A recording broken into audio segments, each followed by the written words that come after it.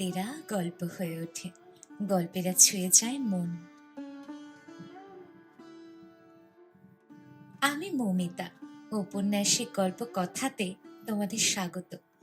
আজ তোমাদের জন্য নিয়ে এসেছি লেখিকা নিখিল বালা সেনগুপ্তের লেখা পরিণীতা।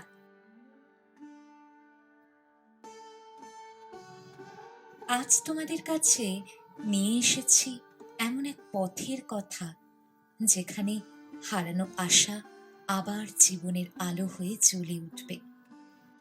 এখানে হৃদয় বেদনা, নীরব দ্বন্দ্ব আর জমে থাকা আবেগ তোমাদের অন্তর ছুঁয়ে যাবে। ধৈর্য, সাহস আর বিশ্বাসের শক্তি ভেঙে দেবে সব অন্ধকার, আর জন্ম নেবে নতুন আশা, যা তোমাকে ভাবাবে, স্পর্শ করবে, হয়তোবা নিজের হৃদয়কেও নতুন ভাবে আবিষ্কার করতে শেখাবে। শোনো এক নতুন গল্পের কথা।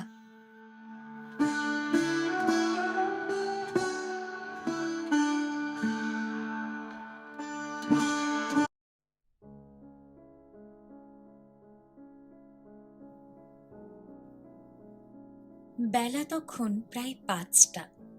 রন্ধন গৃহে বসিয়া মাধুরী কচুরি ভাজিতেছে। এ বাড়িতে চায়ের কারবার নাই। বাড়ির কাহারও যে চায়ে রুচি নাই এ কথা বলা চলে না, তবে মুখ ফুটিয়া কাহারও সে রুচি ব্যক্ত করিবার সাহস নাই।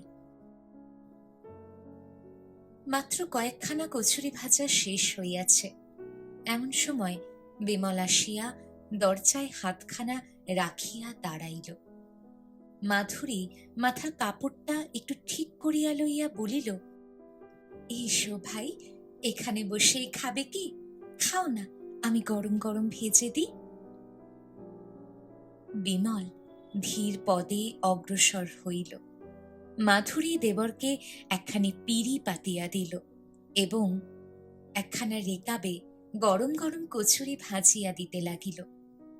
বিমলও বিনা বাক্য ব্যয়ে আহারে মন দিল।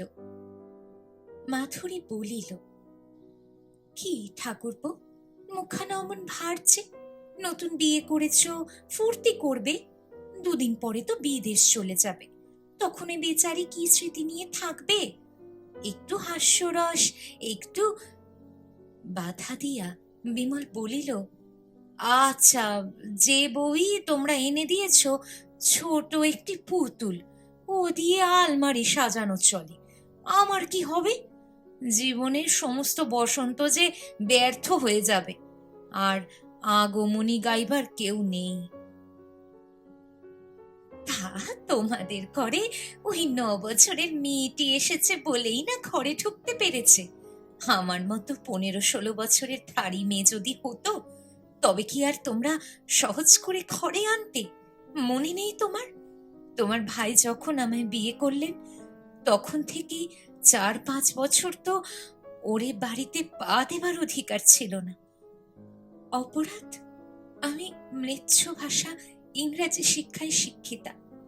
তারপর আমার সৌভাগ্যেই বলো আর দুর্ভাগ্যেই বলো, উনি যখন সে কঠিন ব্যারামে পড়লেন, তখন থেকে না আমাদের এ বাড়িতে পা দেবার অধিকার হলো। আর তোমাদেরও বলি হারি, যাদের বাপ অমন গোড়া সেকেলে, তার ছেলেদের আবার এ সাহেবী কেন? তাদের আবার ইংরেজি জানা বউ না হলে বউ পছন্দ হয় না। তোমার তাতে দুঃখ কি বৌদি? তুমি না হয় 4-5 বছর বাপের বাড়ি আদরে ছিলে, তারপর এখানে এসেছো। এখানেও তো অনাদর পাচ্ছ না। শিক্ষিতা মেয়ে ছিলে, নিজের গুণে সকলকে আপনার করে নিয়েছো, দাদাও সুখী হয়েছেন। আর আমার কথা ভাবো তো, ওই 9 বছরের অশিক্ষিতা একটা পুতুল এনে দিয়েছেন, তাকে শেখাবেন সংস্কৃত, আর সেকেলে রামায়ণ মহাভারত পড়া। বেশ তো, তুমি বাপের বাড়ি রেখে স্কুলে দিয়ে একেলে করে করে নাও না। তাহলেই হয়েছে, এ বাড়িতে আর আসতে হবে না, ওকেও না আমাকেও না। আর ওই কচি মেয়েকে রাধাকৃষ্ণ নাম পড়াতে পড়াতে আমি যে বুড়ো হয়ে যাব। তা 6-7 বছর তো তোমাকে অপেক্ষা করতেই হবে। এইটুকু ধৈর্য না ধরলে চলবে কেন? আহার দুঃখের কথা বৌদি, কাকেই বা বলি, কেই বা শোনে। সেদিন দেখলুম কমলা গালে হাত দিয়ে আমবাগানে বসে বসে কি ভাবছে, সামনে তার পুতুল ছড়ানো। মনে করলুম আমার বুঝি কপাল ফিরল। এগিয়ে দিগিয়ে জিজ্ঞাসা করলুম, কি কমল, কার কথা ভাবছো? পোড়া কপাল, সে বলে কি না, সেই যে সইয়ের ছেলের সঙ্গে আমার একটা পুতুলের বিয়ে দিয়েছিল। আমার সব কবিত্ব পণ্ড হয়ে গেল, ব্যর্থ কাম হয়ে ফিরে এলুম। মাধুরী একটু চাপা হাসি হাসিয়া বলিল, হাহা, বেচারি তো জানে না কি বললে তুমি খুশি হতে।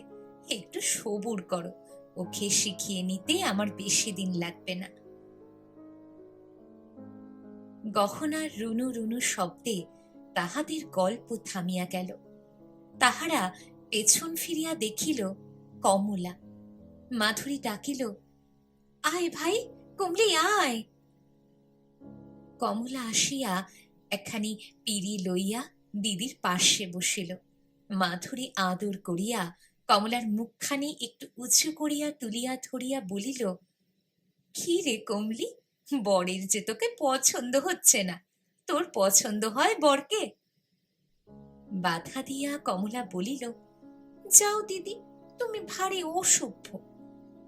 কেন রে, অসভ্য হলুম কিসে? ওই যে তুমি বললে বর। কমলার কথা শুনিয়া মাধুরী ও বিমল উভয়ে হাসিল। কমলাকে ছেলে মানুষ পাইয়া তাহারা কোনো কথাই উহাকে আপন করিয়া বলিত না। নিন্দা প্রশংসা উভয়ই তাহার সাক্ষাতেই করিত। কমলাও দিদি অথবা বর তাহাকেও লজ্জা করিত না। বিপদে পড়িত বিমল। গুরুজনের কাছে কমলা সম্মুখে পড়িলে সে পলায়ন করিয়া আত্মরক্ষা করিত। শ্রীকান্ত রায় এককালে সরকারি কলেজের অধ্যক্ষ ছিলেন। বর্তমানে তিনি সরকার হইতে পেনশন পাইয়া থাকেন। তাহার নিবাস নাকি কোনো পল্লী গ্রামে ছিল। সেই পিতৃ পিতামহের বসত বাটি এখন নদী গর্ভে লীন। সুতরাং তিনি সপরিবারে ঢাকাতেই বাস করেন। তাহার 3টি কন্যা, সকলেই বিবাহিতা। তাহার জ্যেষ্ঠ পুত্র নির্মল চন্দ্র রায় কলিকাতার একজন বড় ডাক্তার। মাধুরী নির্মলের পত্নী। বিমল চন্দ্র রায় নির্মলের কনিষ্ঠ ভ্রাতা। আর সে বিএ পাশ করিয়া কলিকাতায় দাদার বাসায় থাকিয়া এমএ পড়িতেছে। শ্রীকান্ত রায় চাকুরি করিয়া কিছু অর্থ সঞ্চয় করিয়াছেন, তাই 5 জনে তাহাকে একটু ভয় ও শ্রদ্ধার চোখেই দেখে। তিনি মনে করিতেন বর্তমানে ইংরাজি শিক্ষিতা মেয়েরাই যত অনর্থের মূল। তাহারাই সেকালের সুখের যৌথ পরিবারের প্রাচীর চূর্ণ করিয়া দিয়া ভাই ভাই ঠাই ঠাই করিয়াছে। স্ত্রী পুরুষের সমান অধিকার দাবি করিয়া সংসারের সুখের নীড় ভাঙিয়া দিয়াছে। সুতরাং বালিকা দিগকে যথার্থ সুশিক্ষায় শিক্ষিতা করিবার জন্য তিনি উচ্চ ইংরাজি বালিকা বিদ্যালয়ের পার্শ্বে মহাকালী পাঠশালা স্থাপিত করিয়াছিলেন। তাহার উদ্দেশ্য বালিকাদিগকে খনা, লীলাবতী, গার্গী অথবা এমনই একজন তৈয়ারি করিবেন। বলা বাহুল্য, মহাকালী পাঠশালায় ছাত্রীগণ তথাকার বিদ্যা শেষ করিয়া পার্শ্বস্থিত উচ্চ ইংরাজি বালিকা বিদ্যালয়ে ভর্তি হইতে কিছু মাত্র কুণ্ঠা বোধ করিত না। তখন সেই উচ্চ ইংরাজি বিদ্যালয়ের বালিকারাও তাহাদিগকে একটু টিটকারি করিতে দিতে ছাড়িত না। কিরে খনা, লীলাবতীরা, এখানে এলি যে মেম সাহেব হতে? শ্রীকান্তবাবু তাহার বাড়ির মেয়েদিগকে ইংরাজি বিদ্যালয়ে দেন নাই। বাংলা ও সংস্কৃত শিক্ষায় শিক্ষিত করিয়া তিনি তাহাদিগকে বিবাহ দিয়াছিলেন। কিন্তু তাহার কবল হইতে উদ্ধার পাইয়া তাহার শিক্ষিতা কন্যারা যে তাহার দেওয়া শিক্ষার কোনো মর্যাদাই রক্ষা করিত না, তাহা তিনি জানিতেন। ভুলও করিয়াছিলেন তিনি মস্ত। মেয়েদের তপস্বিনী করিয়া তিনি তাপস কুমার জামাতার সন্ধান করেন নাই। সেখানে তিনি সংস্কৃত পড়া পণ্ডিত অপেক্ষা ইংরাজি শিক্ষিত অধ্যাপককেই আমল দিতেন বেশি। নিজের পুত্রদিগকেও তিনি ইংরাজি শিক্ষায় চরম স্থানে পৌঁছিতে বাধা না দিয়া বরং উৎসাহিতই করিতেন। কিন্তু বধূ ঘরে আনিতে গিয়া ইংরাজি শিক্ষিতাকে অস্পৃশ্যবৎ বর্জন করিতেন। যখন বিমল পাশ করা একটি মেয়ের মতো সঙ্গিনী চিত্র মনে মনে আঁকিতেছিল, এমনি সময় পিতা তাহার গলায় কাঁথিয়া দিলেন কমলার মতো একটি ক্ষুদ্র অশিক্ষিতা বালিকাকে। বিমলের বধূ পছন্দ হইল না, কিন্তু পিতা যাহা করিতেন তাহার বিরুদ্ধে কথা বলিবার ক্ষমতা বাড়িতে কাহারও ছিল না, মাতারও না। কাজেই বিমলের অন্তরে ক্ষোভ অন্তরে রহিয়া গেল। শ্রীকান্ত রায় নিজের বাড়ির মেয়েদিগকে মনের মতো করিয়া গড়িয়া পরের ঘরে দিতে বাধ্য হইতেন। সেখানে তাহারা তাহাদের দেওয়া শিক্ষা দীক্ষা জাহ্নবীর চলে বিসর্জন দিয়া পরের মনের মতোই গড়িয়া উঠিত। আবার পরের ঘর হইতে যে সকল কন্যা তিনি নিজের ঘরে আনিতেন, তাহারাও পরের দেওয়া শিক্ষার গণ্ডি এড়াইতে পারিত না। এই দ্বন্দ্বের মীমাংসা করিবার জন্যেই বুঝি এবার নববর্ষিয়া বালিকা বধূ গৃহে আনিয়াছেন। তিনি একবারও ভাবিয়া দেখেন নাই যে যাহাকে বালিকার সমস্ত জীবনের সঙ্গী হইতে হইবে, এ বিবাহে তাহার একটা মতামতের প্রয়োজনীয়তা আছে কিনা। আর ভাবিবেনি বা কেন? হিন্দু বিবাহ, এখানে বর অথবা কন্যার রুচি অরুচির প্রশ্ন লইয়া কেই বা কবে মাথা ঘামাইয়াছেন।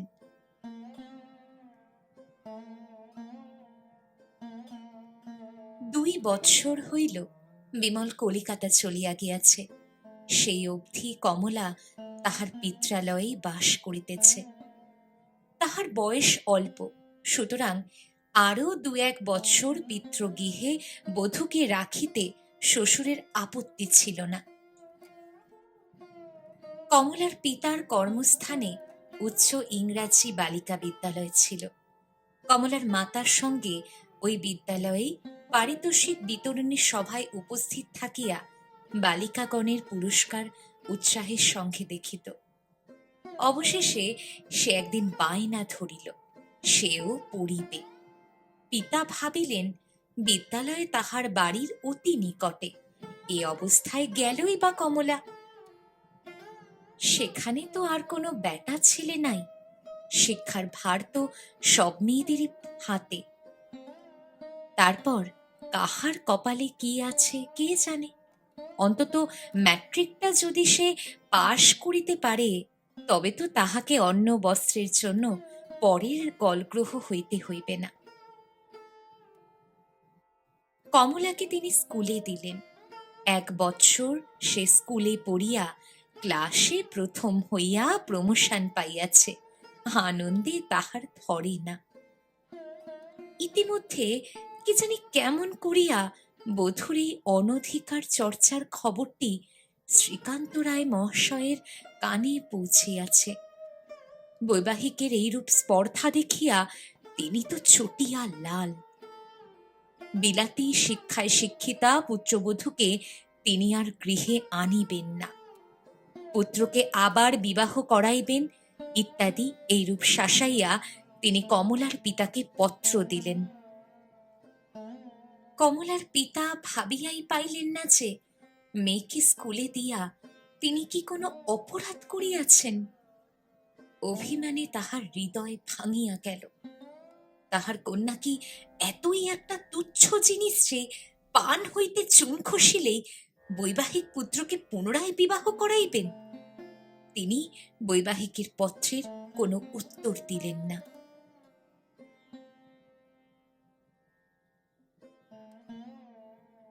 বিমল প্রথম শ্রেণীতে এমএ পাশ করিয়াছে। কমলার পিতা তাহা শুনিলেন এবং জামাতাকে একবার শ্বশুর গৃহে চাইতে অনুরোধ করিয়া চিঠি লিখিলেন। উত্তরে বিমল অন্যান্য কথার সঙ্গে লিখিল, পুতুল খেলার বয়সও আমার অনেক দিন চলে গিয়েছে, সুতরাং ওখানে গিয়ে আর কি করব। জামাতার পত্রের শ্লেষটুকু বুঝিতে শ্বশুরের বিলম্ব হইল না। তিনি একটা দীর্ঘশ্বাস ত্যাগ করিয়া কন্যাকে বুকের কাছে টানিয়া লইলেন, যেন বিমলের কৃত অবজ্ঞার দানটুকু তাহার নিবিড় স্নেহের ধারায় ধুইয়া দিবেন। বালিকা কন্যার শিশু হৃদয়ে এই সকল স্নেহ বা তাচ্ছিল্যের কোনো রেখাপাতই করিতে পারিল না। বৎসরের পর বৎসর কাটিয়া যাইতে লাগিল। কমলা পিতৃগৃহে রহিয়া গেল। শ্বশুর বাড়ির কেহই তাহার কোনো খোঁজ করিল না। কমলার পিতাও স্থির করিলেন তাহার কন্যাকে তিনি চিরকুমারী করিয়াই রাখিবেন।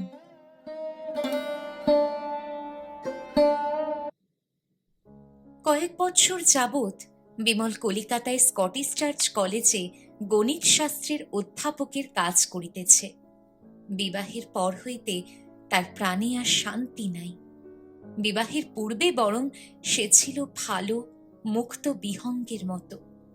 তারপর একটি অবোধ বালিকার সঙ্গে পিতা তাহার এই সম্বন্ধটা কেনই বা স্থাপিত করিলেন? সেই শিশুর সঙ্গে তাহার কদিনেরই বা সম্বন্ধ? এখন সে যে বিবাহিত নহে এ কথাও সে মুখ ফুটিয়া বলিতে পারে না। আবার সে বিবাহ করিয়াছে এ কথাটাও বলিতে তাহার প্রাণ চায় না। কমলা এখনো না জানি কত বড় হইয়াছে, হয়তো এই মালতীর মতোই হইয়া থাকিবে। কিন্তু হায় রে, কোথায় মালতী আর কোথায় সেই গ্রাম্য অশিক্ষিতা কমলা? হ্যাঁ, কাহার সঙ্গে কাহার তুলনা করিতে বসিয়াছে। নিজের ঘরে একখানি চেয়ারে বসিয়া বিমল যখন এই সকল চিন্তায় মগ্ন, তখন গৃহে প্রবেশ করিল মাধুরী।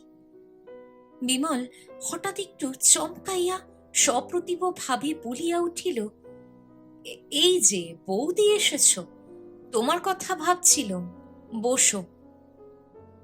মাধুরী বসিল। বিমল জিজ্ঞাসা করিল, বাবাকে বলেছিলে বৌদি? কি কথা? মালতীকে বিয়ে করতে যে তুমি ক্ষেপে উঠেছ সেই কথা? হ্যাঁ, বলেছিল। বিমল সৌৎসুক নয়নে তাহার পানে তাকাইয়া বলিল, তিনি কি বললেন? তাকে বোঝাতেই পারলুম না যে মালতীরা খ্রিস্টান নয়। তিনি বলেন, যদি ওরা হিন্দুই হবে তবে স্কটিশ চার্চে গিয়ে বেটা ছেলেদের সঙ্গে বিয়ে পড়তে যাবে কেন? বিমলের এসব কথাও বিশ্বাস করতে বলো। বৌমা, ছেলেটা কি শেষে খ্রিস্টান হয়ে যাবে? আচ্ছা ঠাকুরপো, তুমি কি প্রশান্ত বাবুকে এ কথা বলেছ কি যে তুমি বিবাহিত হয়েও মালতীকে বিয়ে করতে চাচ্ছ? বিমলের মুখখানা হঠাৎ ম্লান হইয়া গেল। সে যে বিবাহিত তাহার নিকট মালতীর মাতুল প্রশান্তবাবু অথবা মালতীর পিতা কন্যার দান করিতে স্বীকার কেন করিবেন? তবে কি সে বিবাহের কথা গোপন করিয়া যাইবে?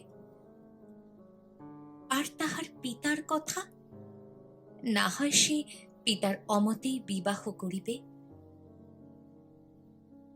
বিমলের চিন্তা স্রোতে বাধা দিয়া মাধুরী বলিল, ঠাকুরপো, একটা কথা বলবো। কি বলবে বলো? কমলাকে তোমরা কি অপরাধে ত্যাগ করলে? তাকে আনলে হয় না?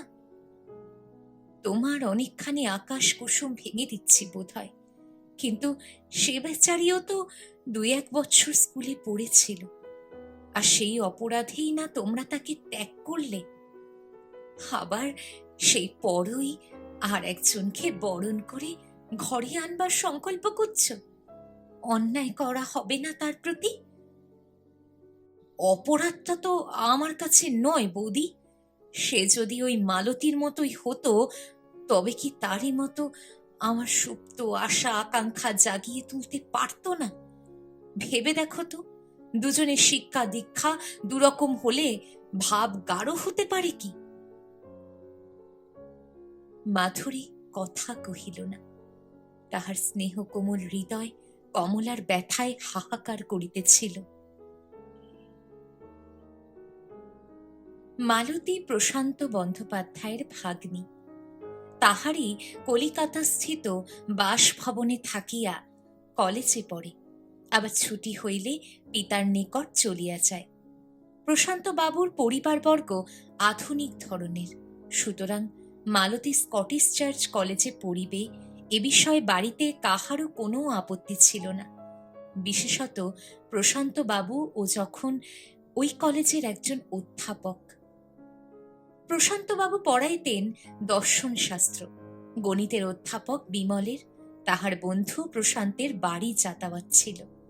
আর মালতী যখন তাহার ছাত্রী, তখন তাহাকে অঙ্কটা মাঝে মাঝে বুঝাইয়া দিতে বা বিমলের পা থাকি। কিন্তু মালতী তীক্ষ্ণ বুদ্ধি ও মেধা শক্তি ও চাল চলনে যে বিমল ক্রমেই তাহার প্রতি আকৃষ্ট হইয়া পড়িতেছিলেন, তাহার বুঝি মালতীর চক্ষু এড়াইল না।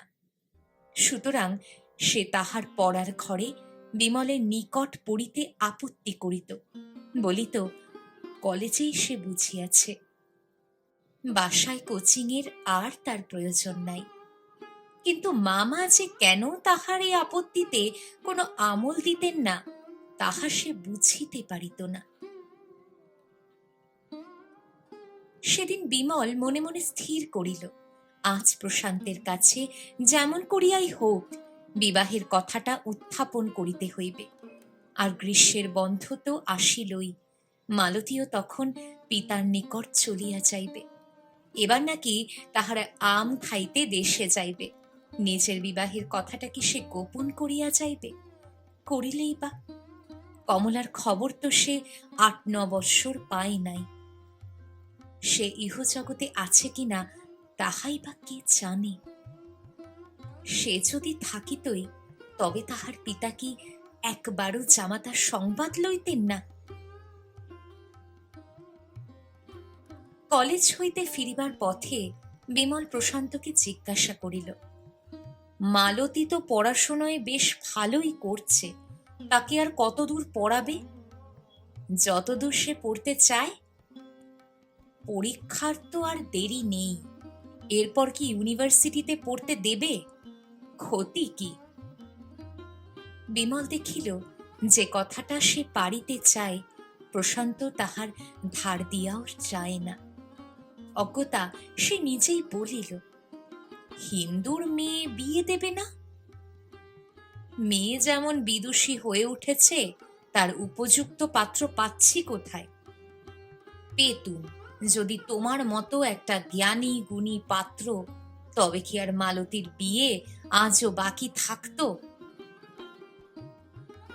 প্রশান্ত বিমলের মুখের পানে তাকাইয়া দেখিল তাহার মুখ আরক্ত হইয়া উঠিয়াছে। প্রকাশ্যে বলিল, বিমল, তুমি বিয়ে করনি? যেখানে বাঘের ভয় সেখানেই সন্ধ্যা হয়। বিমলের মুখ ফ্যাকাশে হইয়া গেল। সে কোনো উত্তর দিল না। প্রশান্ত বাবু আর এ সম্বন্ধে কোনো প্রশ্ন করিলেন না।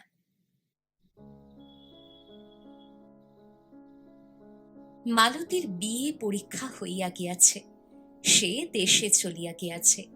ইহার মধ্যে কথাটা চারিদিকে ছড়াইয়া পড়িয়াছে। অনেকে বিমল ও মালতী সম্বন্ধে কানাকানি আরম্ভ করিয়া দিয়াছে। বিমলের পিতা দেখিলেন কাজটা তিনি ভালো করেন নাই। যদি পুত্রের বাসনারূপ একটি বধূ ঘরে আনিতেন, তবে আর এমনটা হইত না।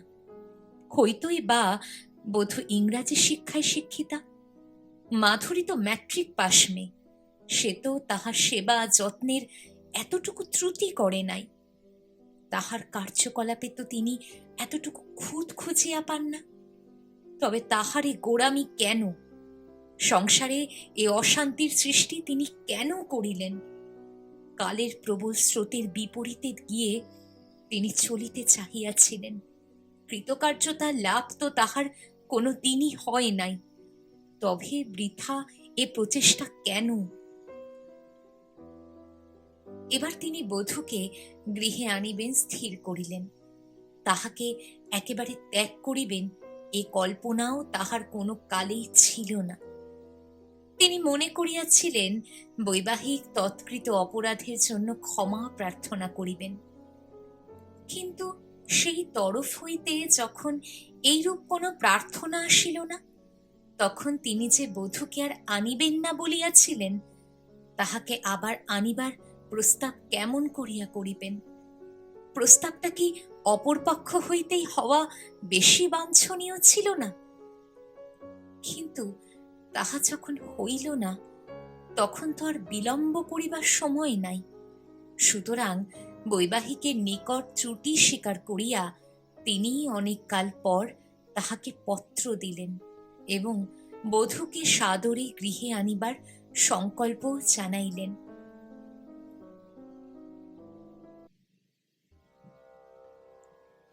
আজ বিমলের কর্মস্থলে কমলা আসিবে।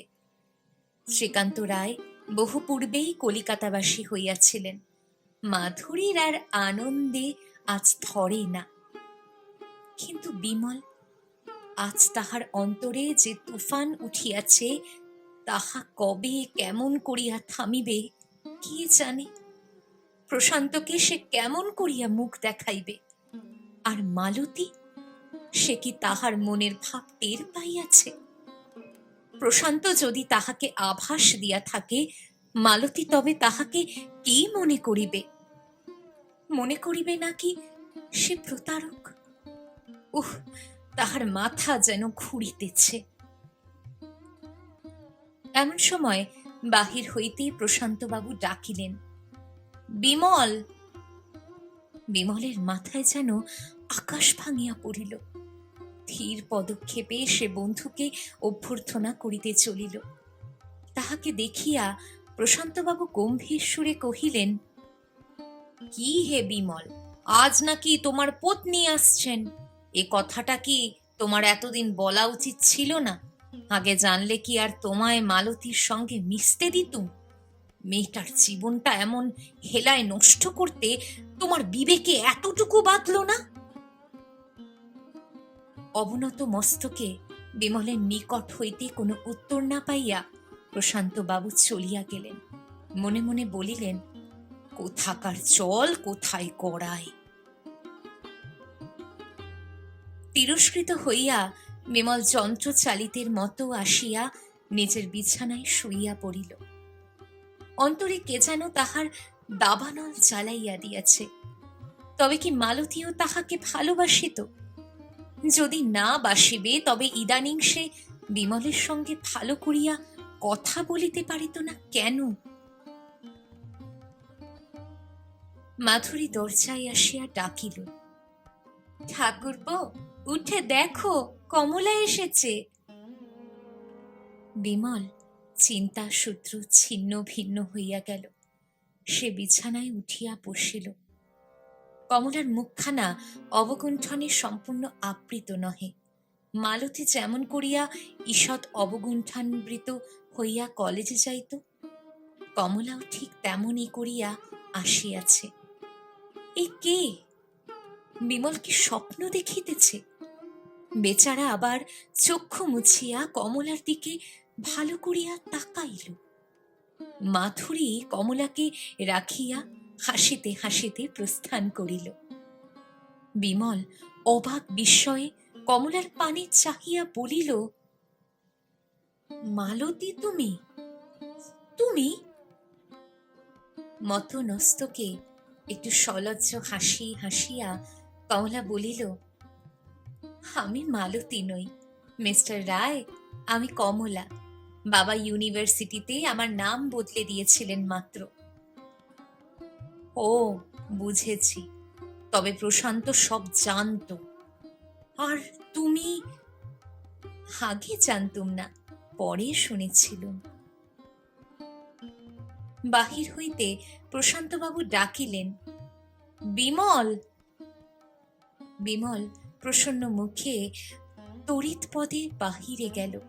প্রশান্তবাবু বলিলেন, কি হে, বউ পেয়ে তো মুশকুল। এই নাও, মালতী তোমার বউয়ের জন্য প্রেজেন্ট পাঠিয়েছে। বিমল দেখিল তাহাদেরই বিবাহকালীন আলোকচিত্র।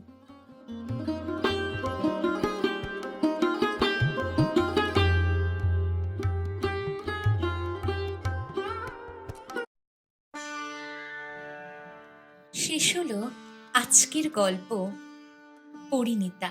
লিখেছেন লেখিকা নিখিলবালা সেনগুপ্ত। কুসংস্কার, গোঁড়ামি ও অশিক্ষা একটা মানুষকে কতটা অবহেলার পাত্র করে তোলে তা আমরা দেখতে পেলাম। অন্যদিকে দেখলাম শিক্ষার আলো থেকে শক্তি, ধৈর্য, আত্মমর্যাদা কিভাবে জয় হলো। এই গল্প কারো ব্যক্তিগত গল্প নয়, এক সামাজিক দৃষ্টিভঙ্গির পরিবর্তনের প্রতীকে গল্প। গল্পেরা শুধু শোনা যায় না, অনুভব করতে হয়। আর সেই অনুভূতি তোমাদের সঙ্গে ভাগ করে নিতে আমি আছি উপন্যাসিক গল্পকথাতে। এই গল্প যদি সত্যিই তোমাকে ছুঁয়ে যায়, একটা লাইক দিও, কমেন্টে তোমার মতামত জানাও, আর প্রিয়জনদের সঙ্গে শেয়ার করো। সাবস্ক্রাইব করে বেল আইকন অন করো, যেন পরের গল্পের প্রথম শ্রোতা তুমি হও। আজকের মতো এখানেই শেষ, কিন্তু গল্পেরা তো শেষ হয় না, তারা নতুন করে জন্ম নেয় প্রতিবার। তাই আবার দেখা হবে নতুন গল্পে। ধন্যবাদ।